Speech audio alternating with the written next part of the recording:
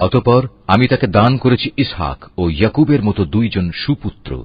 এদের সবাইকেই আমি সঠিক পথের দিশা দিয়েছিলাম। এদের আগে আমি নূহকেও হেদায়েতের পথ দেখিয়েছি।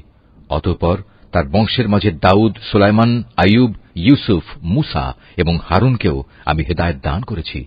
আর এভাবেই আমি সৎ কর্মশীলদের পুরস্কার দিয়ে থাকি। আল্লাহর নামে কঠিন শপথ করে বলে, যদি তাদের কাছে কোনো নিদর্শন আসে তাহলে অবশ্যই তারা তার উপর ঈমান আনবে। তুমি বলো, নিদর্শন পাঠানো সম্পূর্ণ তো আল্লাহ তাআলার নিজস্ব ব্যাপার। কে তোমাকে বুঝিয়ে দেবে যে নিদর্শন এলেও এরা কখনো ঈমান আনবে না? আমি অচিরেই তাদের অন্তঃকরণ ও দৃষ্টিশক্তিকে অন্যদিকে ফিরিয়ে দেব, যেমন তারা প্রথমবারেই এ কোরআনের উপর ঈমান আনেনি, এবং আমি তাদের অবাধ্যতার আবর্তে ঘুরপাক খাওয়ার জন্য ছেড়ে দেব। জাকারিয়া, ইয়াহিয়া, ঈসা এবং ইলিয়াসকেও আমি সঠিক পথ দেখিয়েছিলাম। এরা সবাই ছিল নেককারদের দলভুক্ত। আরো সৎ পথ দেখিয়েছিলাম ইসমাইল, ইয়াসা, ইউনুস এবং লূতকেও।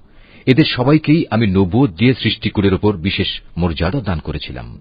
এদের পূর্বপুরুষ, এদের পরবর্তী বংশধর ও এদের ভাই বন্ধুদেরও নেতৃত্বের জন্য নানাভাবে পুরস্কৃত করেছিলাম। আমি এদেরকেই বাছাই করে নিয়েছিলাম এবং সেজন্যই আমি এদের সবাইকে সরল পথে পরিচালিত করেছিলাম।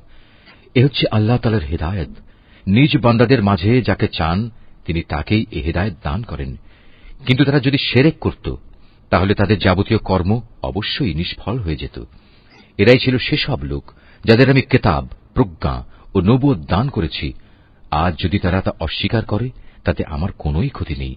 আমি তো অতীতে এমন এক সম্প্রদায়ের উপর এ দায়িত্ব অর্পণ করেছিলাম যারা কখনো এগুলো প্রত্যাখ্যান করেনি।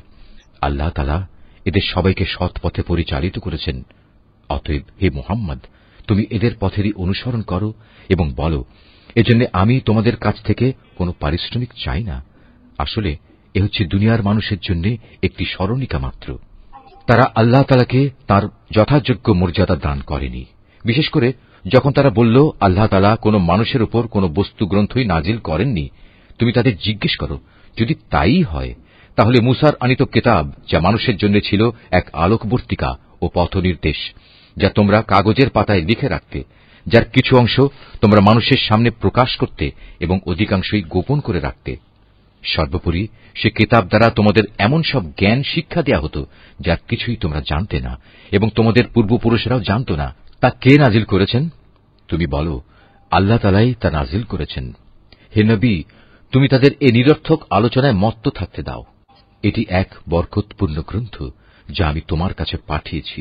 এটি আগের কিতাবের পুরোপুরি সত্যায়ন করে এবং যাতে এ কিতাব দিয়ে তুমি মক্কা ও তার পার্শ্ববর্তী জনপদসমূহের মানুষকে সাবধান করবে। যারা আখিরাতের উপর ঈমান আনে তারা এ কিতাবের উপর ঈমান আনে, আর তারা তাদের নামাজসমূহেরও হেফাজত করে। সে ব্যক্তি চাইতে বড় জালেম আর কে আছে যে আল্লাহ তাআলা সম্পর্কে